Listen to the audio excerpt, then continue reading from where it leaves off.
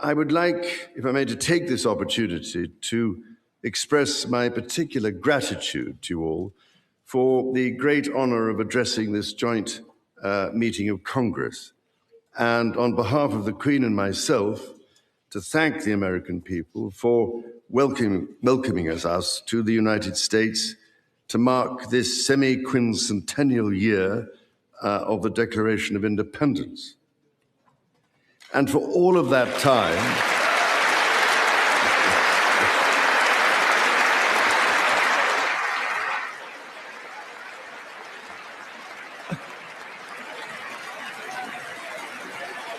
aren't you lucky?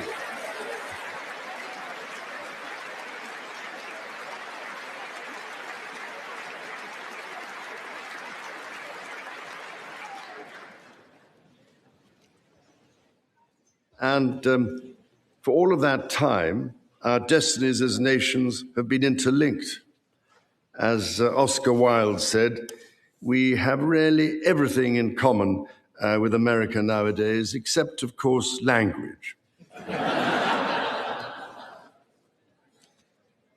So, ladies and gentlemen, we meet in times of great uncertainty, in times of conflict from Europe to the Middle East, which pose immense challenges for the international community and whose impact is felt in communities the length and breadth of our own countries.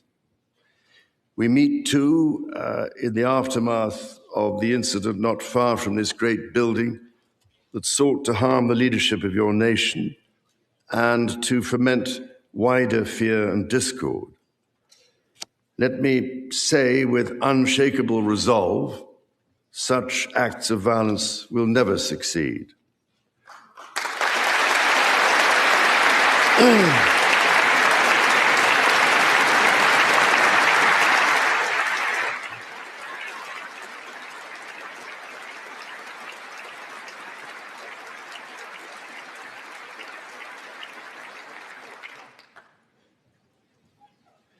Whatever our differences, whatever disagreements we may have, we stand united in our commitment to uphold democracy, to protect all our people from harm, and to salute the courage of those who daily risk their lives in the service of our countries.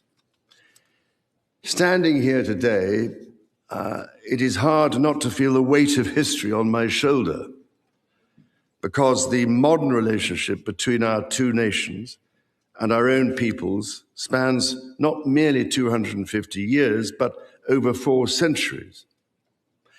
It is extraordinary to think that I am the 19th in our line of sovereigns to study with daily attention the affairs of America. So I come here today with the highest respect for the United States Congress, this citadel of democracy created to represent the voice of all American people to advance sacred rights and freedoms. Speaking in this renowned chamber of debate and deliberation, I cannot help but think of my late mother, Queen Elizabeth, who in 1991 was also afforded this signal honor and similarly spoke under the watchful eye of the Statue of Freedom above us. Today, I am here on this great occasion in the life of our nations to express the highest regard and friendship of the British people to the people of the United States. Now, as you may know, when I address my own Parliament at Westminster, we still follow an age-old tradition and take a member of Parliament hostage, holding him or her at Buckingham Palace until I am safely returned.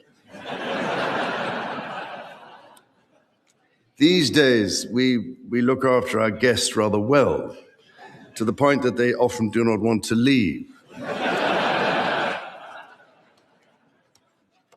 I don't know, Mr. Speaker, if there were any volunteers for that role here today. As I look back across the centuries, Mr. Speaker, the emerge certain patterns, certain self-evident truths from which we can learn and draw mutual strength. With the spirit of 1776 in our minds, we can perhaps agree that we do not always agree, at least in the first instance. Indeed, the very principle on which your Congress was founded, no taxation without representation, was at once a fundamental disagreement between us, and at the same time a shared democratic value which you inherited from us. Ours is a partnership born out of dispute, but no less strong for it. So perhaps in this example, we can discern that our nations are in fact instinctively like-minded, a product of the common democratic, legal, and social traditions in which our governance is rooted to this day. Drawing on these values and traditions, time and again, our two countries have always found ways to come together. And by Jove, Mr. Speaker, when we have found that way to agree, what great change is brought about, not just for the benefit of our peoples, but of all peoples. This, I believe, is the special ingredient in our relationship. As President Trump himself observed during his state visit to Britain last autumn, the bond of kinship and identity between America and the United Kingdom is priceless and eternal. It is irreplaceable and unbreakable.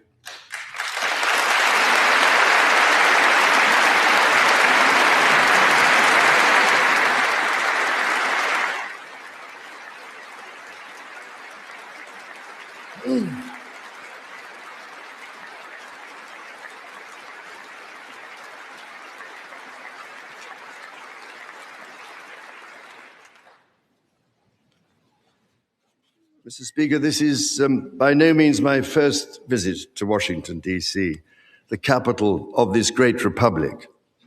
It is, in fact, my 20th visit to the United States and my first as King and head of the Commonwealth. This is a city which symbolizes a period in our shared history, or what Charles Dickens might have called a tale of two Georges.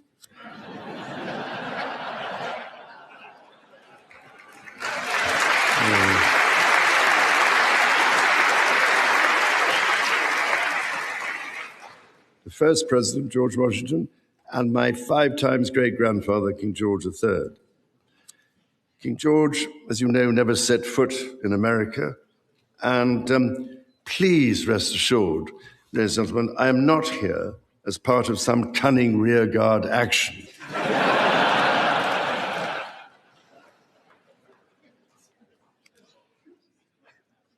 The founding fathers were bold and imaginative rebels with a cause. 250 years ago, or as we say in the United Kingdom, just the other day,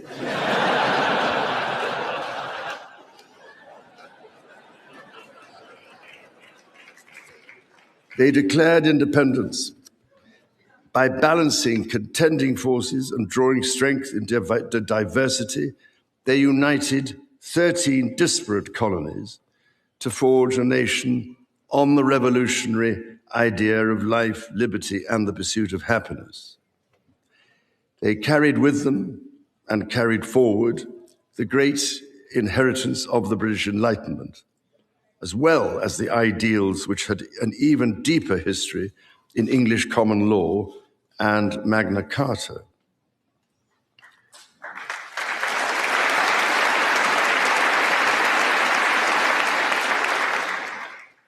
These roots run deep, and they are still vital.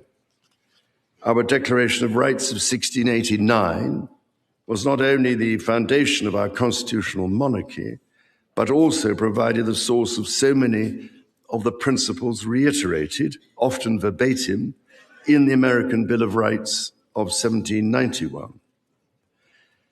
And those roots go even further back in history.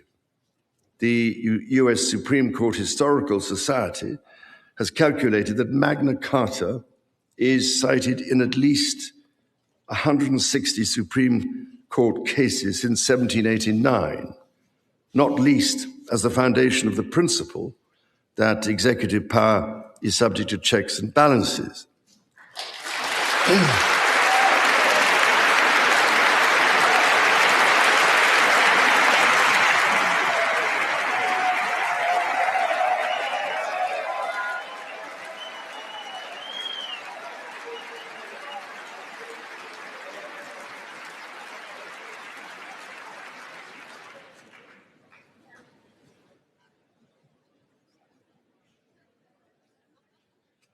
This is the reason why there stands a stone by the River Thames at Runnymede, where Magna Carta was signed in the year 1215. This stone records that an acre of that ancient and historic site was given to the United States of America by the people of the United Kingdom to symbolize our shared resolve in support of liberty and in memory of President John F. Kennedy. Distinguished members of the 119th Congress, it is here in these very halls that this spirit of liberty and the promise of America's founders is present in every session and every vote cast, not by the will of one, but by the deliberation of many, representing the living mosaic of the United States. In both of our countries, it is the very fact of our vibrant, diverse, and free societies that gives us our collective strength, including to support victims of some of the ills that so tragically exist in both our societies today. And, Mr. Speaker, for many here, and for myself, the Christian faith is a firm anchor and daily inspiration that guides us, not only personally,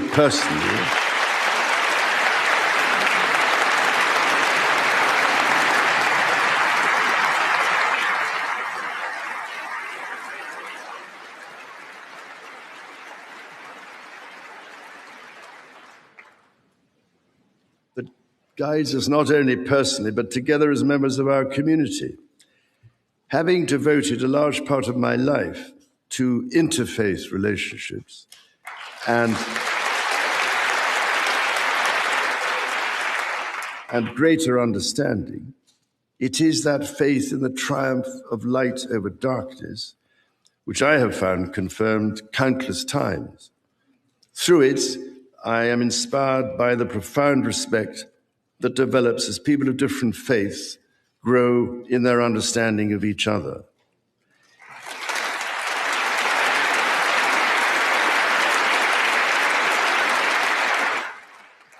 It is why, it is my hope, my prayer, that in these turbulent times, working together and with our international partners, we can stem the beating of plowshares into swords. I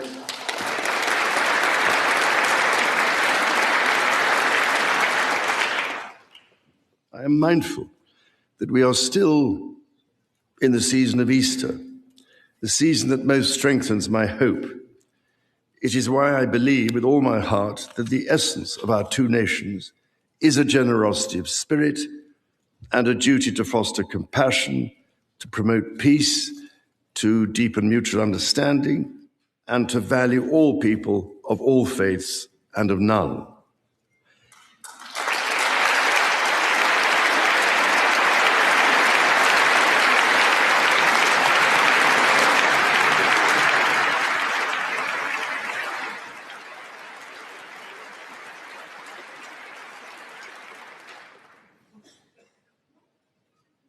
The alliance that our two nations have built over the centuries, and for which we are profoundly grateful to the American people, is truly unique.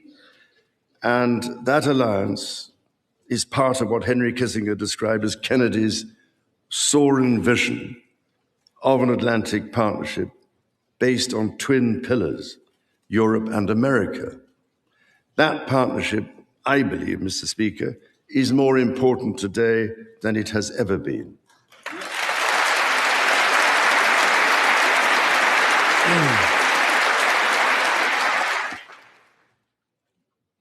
The first reigning British sovereign to set foot in America was my grandfather, King George VI. He visited in 1939 with my beloved grandmother, Queen Elizabeth, the Queen Mother. The forces of fascism in Europe were on the march, and sometime before the United States had joined us in the defense of freedom, our shared values prevailed. Today, we find ourselves in a new era, but those values remain. It is an era that is in many ways more volatile and more dangerous than the world to which my late mother spoke in this chamber in 1991. The challenges we face are too great for any one nation to bear alone. But in this unpredictable environment, our alliance cannot rest on past achievements or assume that foundational principles simply endure. As my Prime Minister said last month, ours is an indispensable partnership.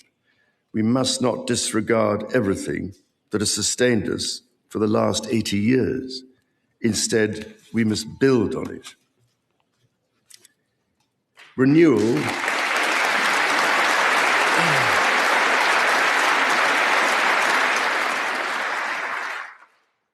Renewal today starts with security.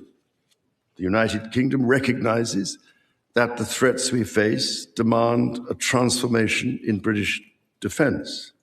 That is why our country, in order to be fit for the future, has committed to the biggest sustained increase in defence spending since the Cold War, during part of which, over 50 years ago, I served with immense pride in the Royal Navy, following in the naval footsteps of my father, Prince Philip, Duke of Edinburgh, my grandfather, King George VI, my great-uncle, Lord Mountbatten, and my great-grandfather, King George V. This year, of course, also marks the 25th anniversary of 9/11.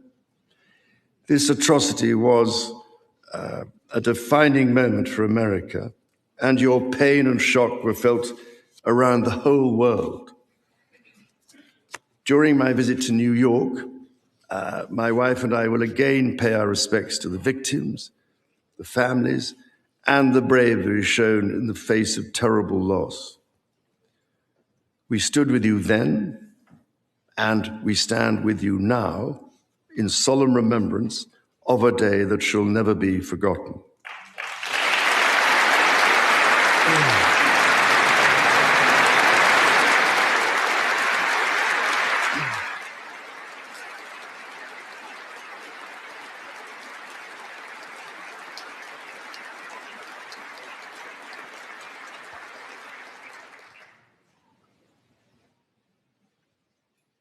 In the immediate aftermath of 9/11, when NATO invoked Article 5 for the first time, and the United Nations Security Council was united in the face of terror, we answered the call together, as our people have done so for more than a century, shoulder to shoulder through 2 world wars, the Cold War, Afghanistan, and moments that have defined our shared security. Today, Mr. Speaker, that same unyielding resolve is needed for the defense of Ukraine and her most courageous people.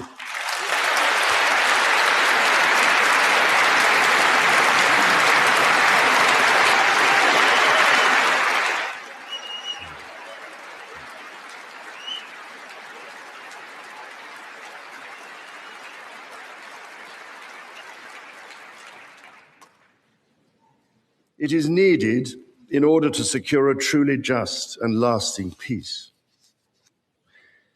From the depths of the Atlantic to the disastrously melting ice caps of the Arctic, the commitment and expertise of the United States Armed Forces and its allies lie at the heart of NATO, pledged to each other's defense, protecting our citizens and interests, keeping North Americans and Europeans safe from our common adversaries. Our defense, intelligence, and security ties are hardwired together through relationships measured not in years, but in decades. Today, thousands of US service personnel, defense officials and their families are stationed in the United Kingdom as British personnel serve with equal pride across 30 American states. We are building F-35s together, and we have agreed the most ambitious submarine program in history, AUKUS.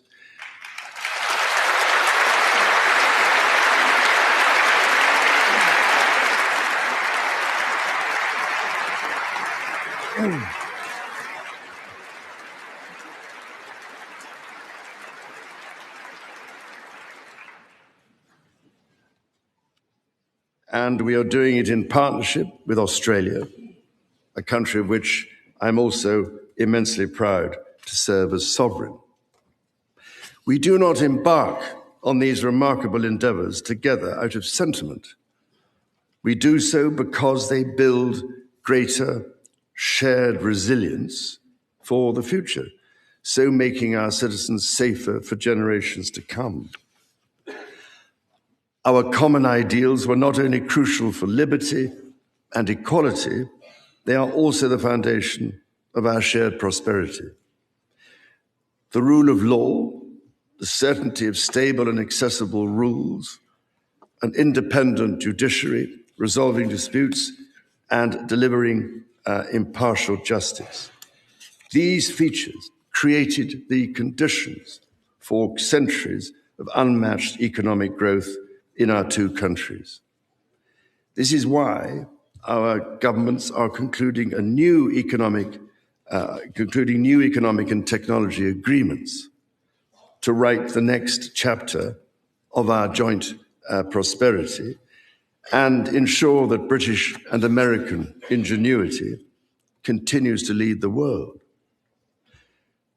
Our nations are combining talent and resources in the technologies of tomorrow. Our new partnerships in nuclear fusion and quantum computing and in AI and drug discovery, holding the promise of saving countless lives. More broadly, we celebrate the $430 billion in annual trade that continues to grow, the $1.7 trillion in mutual investment that fuels that innovation, and the millions of jobs on both sides of the Atlantic, supported across both economies. These are strong foundations on which to continue to build for generations yet unborn. Our ties in education, research, and cultural exchange empower citizens and future leaders of both countries. The Marshall Scholarship, named after the great General George Marshall, and the association of which I am so proud to be patron, are emblematic of the connection between our two countries. Since its founding, more than 2,300 scholarships have been awarded, opening doors for Americans from all walks of life to study at the United Kingdom's leading universities. So as we look toward the next 250 years, we must also reflect on our shared responsibility to safeguard nature, our most precious and irreplaceable asset.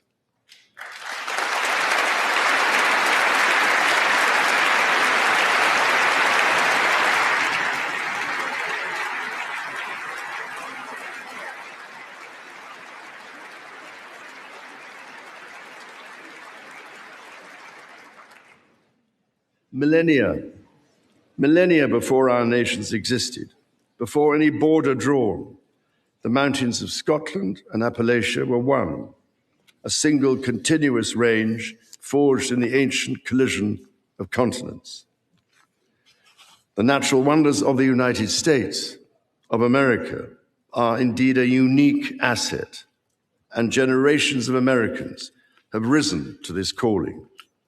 Indigenous, political, and civic leaders, people in rural communities and cities alike, have all helped to protect and nurture what President Theodore Roosevelt called the glorious heritage of this land's extraordinary natural splendor, on which so much of its prosperity has always depended.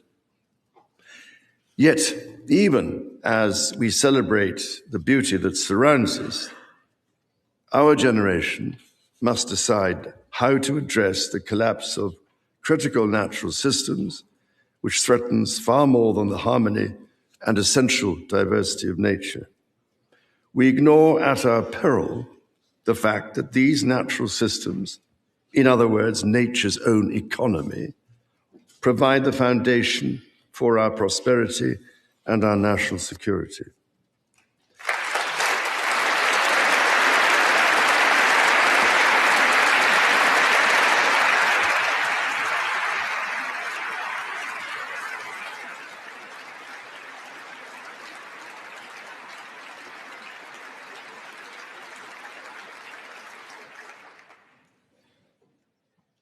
The story of the United Kingdom and the United States is at its heart a story of reconciliation, renewal, and remarkable partnership.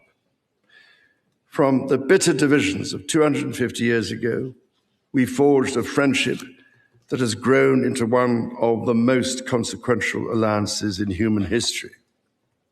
I pray with all my heart that our alliance will continue to defend our shared values with our partners in Europe and the Commonwealth and across the world. And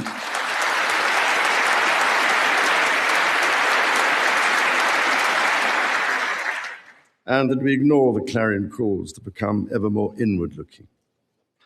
Mr. Speaker, Mr. Vice President, distinguished ladies and gentlemen, America's words carry weight and meaning, as they have since independence. The actions of this great nation matter even more. President Lincoln understood this so well with his reflection in the magisterial Gettysburg Address, that the world may little note what we say, but will never forget what we do. And so to the United States of America, on your 250th birthday, let our two countries rededicate ourselves to each other in the selfless service of our peoples and of all the peoples of the world. God bless the United States, and God bless the United Kingdom.